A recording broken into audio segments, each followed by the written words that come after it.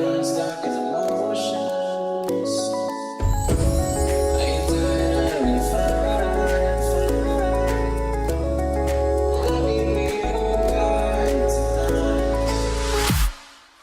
Suzuki's new baby was unveiled in Frankfurt today.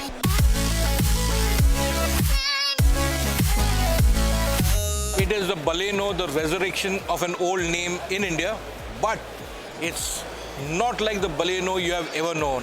It now transfixes itself onto a large-sized hatchback, a premium hatchback.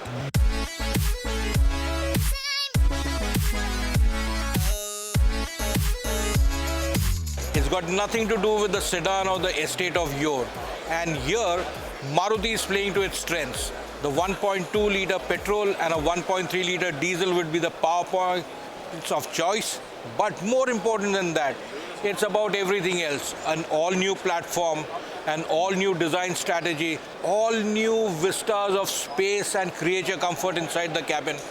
A lot riding on this car because not only is it a harbinger for the direction in which Maruti intends to go, especially given the fact that Suzuki is going to arm itself with 20 all-new models going from right now to 2020, and India will play a big role.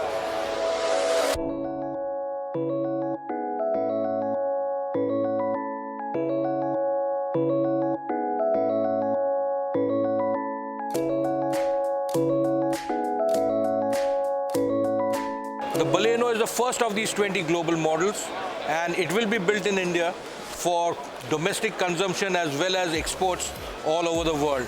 It is a car which breaks new ground in thought, in essence, and positioning. It also gives Maruti's Nexa channel a 100% fillip because it now joins the S-Cross as the second model to be sold through there. A lot of interesting features and innovations. Just think about it, Maruti has not skimped on being a sluggard as far as connectivity and infotainment is concerned. It's the first ever manifestation of Apple's CarPlay coming into an Indian-built car. Lots of more innovative thoughts, not just in product, also in the sales channels we have seen over the last few months. I think this is not the end of it all because we got to see certain accelerated progression from Maruti Suzuki in the months ahead, and also Suzuki has said that it's not just going to wait till 2020 where it will celebrate its centenary, but it's also putting in a roadmap for the next 100 years, and Maruti will play a big role in those 100 years following on from 2020.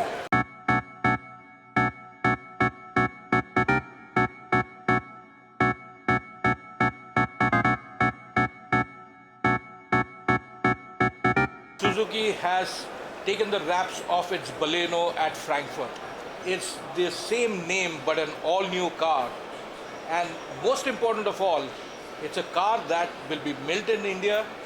A lot of technology in that car, both for India and the globe. And Ayukawa-san must be a very delighted man to have this thing happen and be present here as well at Frankfurt. We are pleased and honored to providing this excellent car to not only the Indian market but also global market. Sure. We have implemented the new technology of this car, also new platform, and then developed for this car. Also, this model is the first premium hatchback of Maruti Suzuki. It is my pleasure to provide this type of car to our customer in India. It's very important. It's not just premium, but it's the start of a very big hatchback, yes, which India has never seen. We are developing it, considering the Indian market, Indian people, the customers, the demand, and then develop this kind of model. Also listening to the global market customer comment, and then to finalize the design of this model. So it's make in India at its best. I think it is also a pleasure that India have a very high level of the mission, the Make in India. We have to contribute to that, this project and mission to realize that. That is one of the way we can contribute to that high mission of the Make in India. It's so significant that you have utilized some of your best thought processes in design, in engineering, and again, you have given for very proven aggregates over there, like your petrol engines, the diesel engine, a lot of things, and also being very innovative with Apple CarPlay. You're the first manufacturer in India to get that thing connectivity going. That point that also we are very pleasure and proud, and our people very much engaged to developing that kind of new feature. And I think across over there, your Nexa platform sales channel now has increased by another 100%. You had got the S-Cross, and now you have got this car which will go there. Yeah, fortunately that 1 month before we starting at the Nexus channel, and we implemented a fast car that the S-Cross. As far as the look at the result that customer accepted that model. Also, we are planning this model for the next channel, and then to enhancing a customer the volume, and then to satisfy that customer demand through the next showroom.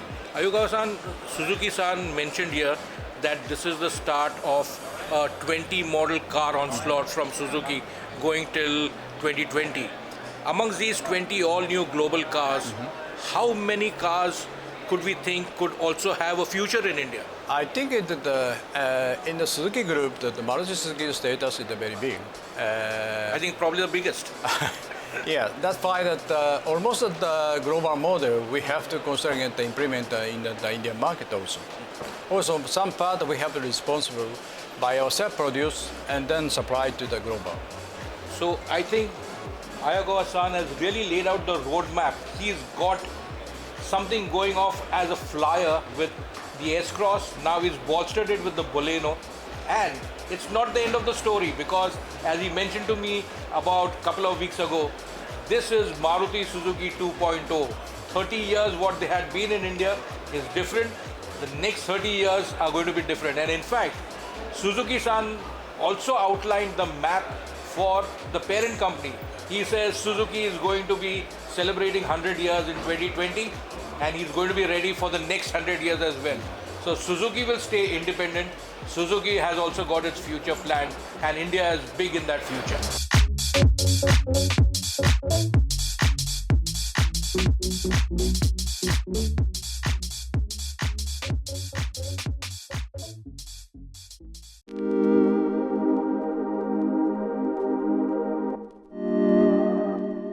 At the Frankfurt Motor Show, there's a lot to look forward to. With 219 world premieres, it could be easy to lose track of what's really important, including some cars that might even have an India-bound future. This is the 66th edition of the Frankfurt Motor Show. It's been in existence now for well over a century. I have been coming here since 1995, and since that time we have always been enthused with the absolute overabundance of machinery from so many manufacturers. Some of them are no longer in existence as well from 95.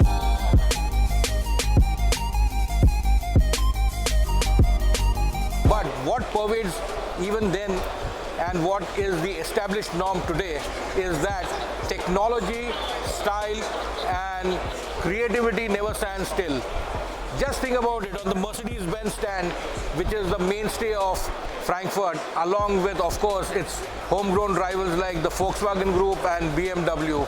These three manufacturers take 3 entire halls from the 11 or 12 halls which are there right now in Frankfurt. And from there, we get to see a glimpse of what's coming in the near future, little bit ahead in time as well, as far as technology, style, preferences, the direction in which automotive means are going across. Let's go and start taking a look at some of the key cars, technologies, innovations which dominate the senses, and if we are lucky, we might also see a car with great significance for India as well. One thing I must caution you if you are a newcomer to Frankfurt, it really overwhelms the senses. It's not just about being firmly entrenched with all what is happening in the 10-12 halls.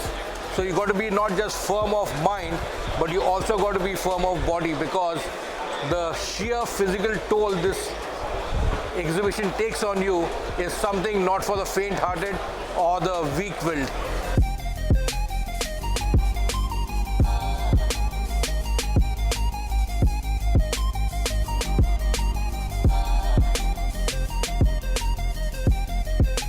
I'm standing in front of one of the true, genuine stars of this year's Frankfurt Motor Show, the concept IAA from Mercedes-Benz. If you can see, it's a slick, low-slung shape which has that capability of shape-shifting at speed. Now, this is active bodywork, active coachwork, which was firmly in the realm of what we call Formula One, that active aerodynamics which Colin Chapman had perfected or tried to implement, but it was never taken care of. This time round, Mercedes-Benz is bringing it to the realms of exploiting the technology. It's not roadworthy as yet, but if you see the silhouette, think about it. This could be the S-Class in 2025, because things are known to what you call evolve in that way. Mercedes-Benz gives a direction, and this is phenomenal. And also, it is not an autonomous car. You still have controls to drive, steer, brake. And this petrol electric plug-in hybrid propulsion is, of course, going to get more of a fillip, given the fact that Mercedes-Benz has now plunged into this form of technology as well as a propellant.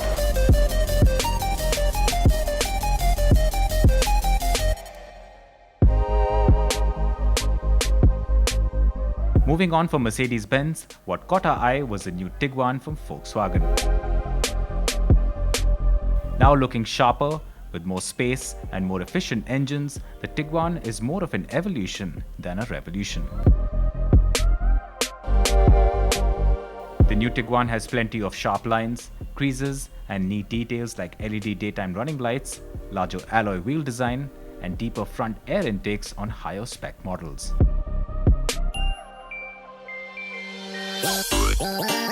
Nearly identical in size and looks to the CX-17 concept revealed at the Frankfurt Motor Show in 2013, Jaguar's first ever SUV, the F-Pace, is expected to become one of Jaguar's two best-selling models. The launch of the F-Pace marks the first time the 80-year-old manufacturer has entered the SUV market. The F-Pace's styling was created in-house by design boss Ian Callum and his team at the beginning of 2013. It is a relatively long car for its compact size, nearly 40 centimeters longer than the Range Rover Evoque and about the same height. Jaguar is using chassis technology from its F-Type sports car to ensure that the new F-Pace competes at the front of the class in terms of ride and handling.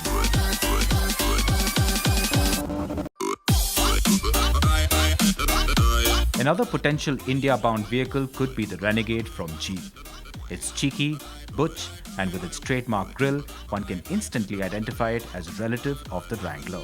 There's a lot of thought in the interior design as well, and in terms of off-road capability, one can expect that legendary Jeep ability.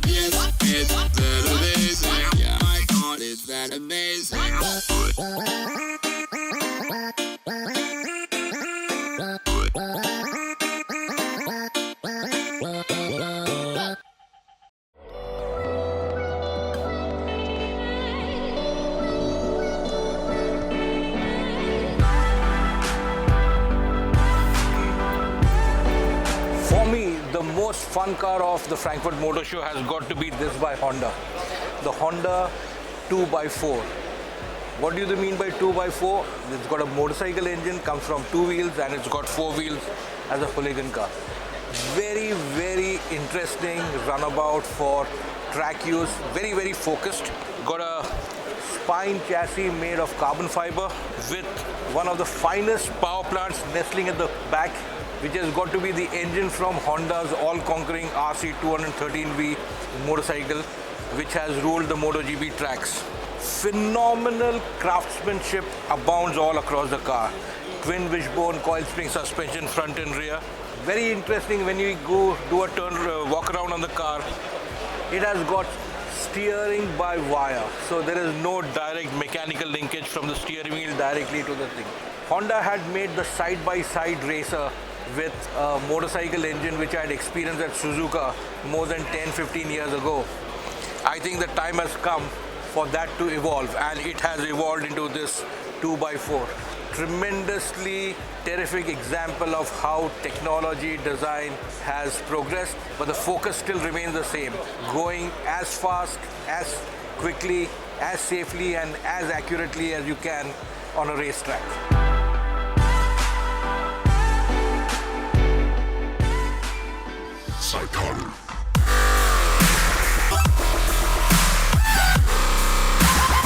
This is the road-going version of Honda's MotoGP powerhouse, the RC213V. As you can see, Honda has not skimped on anything. Of course, it may not have the biggest of headlights, but it still has the rear view mirrors, very perfunctory, but think of yourself as Marc Marquez on the streets. Must have one of the technologically most brilliant bikes ever produced. However, as I think it has been made to try and steal the thunder away from Kawasaki's H2R. Both bikes have got their own strengths. Whether you have the money just for a track-only bike, then this is a bike which comes closest to Grand Prix glory. If you want really the hooligan sort of thing, the Kawasaki does it very well. Feast your eyes on this. It is just the way for you to play Marc Marquez in your dreams.